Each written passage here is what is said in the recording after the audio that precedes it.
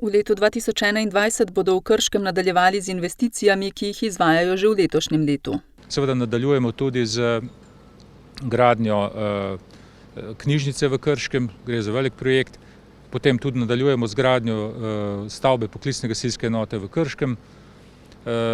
Potem so tukaj še kanalizacijska omrežja, sicer predvsem je zdaj v gradnji in tudi mislim, da v letu 2021 naj bi se to nekje izvedlo do konca, torej kanalizacijski sistem v Velikem Podlogu.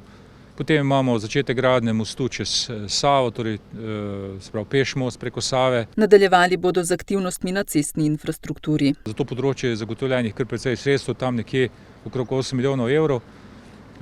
Tako da poleg rednega vzdrževanja bo tudi v tem letu precej obnov cest. Med večjimi investicijami, ki so vključene v načrt razvojnih programov med letoma 2020 in 2024, je tudi gradnja novega objekta osnovne šole dr. Mihajla Rostoharja. Pričakujejo, da bo dinamika taka, da bi naslednje leto prišli do umestitve in projektiranja. Torej, osnovna šola dr. Mihajlo Rostohar je zdaj v fazi priprave. Treba vedeti, da je treba najprej ta objekt umestiti v prostor. Seveda zato potrebujemo tudi idejni načrt. Ta je sicer bil pripravljen, je že nekje izdelan, ampak zdaj v tem trenutku umeščamo celotno zadevo v prostor.